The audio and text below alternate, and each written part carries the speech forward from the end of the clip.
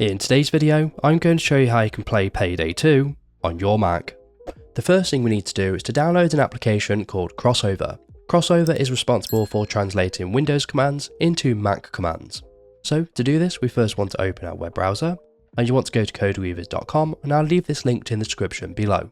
From here, you want to select Crossover in the top navigation bar, and from here you want to scroll down until you find Crossover Mac and select Free Trial.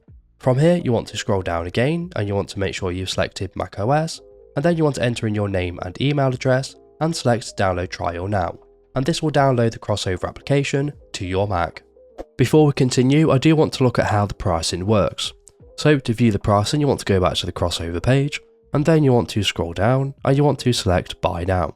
On the purchase page we can scroll down and we can see three versions of Crossover.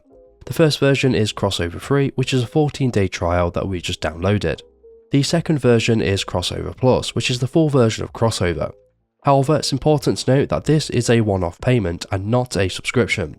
So when you purchase Crossover Plus, you will get 12 months of developer support, and once that support is finished, you'll still be able to play Crossover, but you will no longer receive new updates.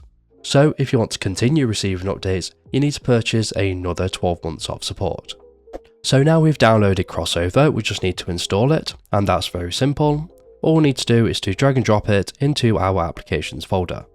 And after a few seconds, once it has moved, we can go ahead and open it up. Because it's our first time, you will see this pop up, so you want to select Open. When you open it for the first time, you will see your trial information, and this will be 14 days. So you want to select Try Now. However, if you've already purchased a license, you want to select Unlock with Purchase Info, and then you want to enter in your CodeWeavers account details here and select Unlock. And then once Crossover opens, it will look like this. So now we have Crossover installed to our Mac, we just need to go ahead and install Payday 2.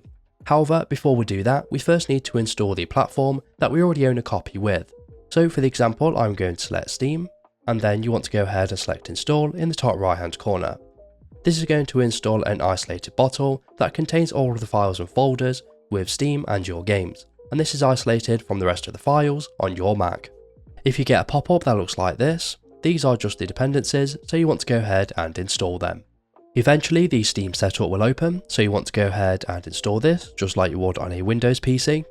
Once the Steam update files have been installed, Steam will open up and you'll be prompted to log into your Steam account, so you want to do that now.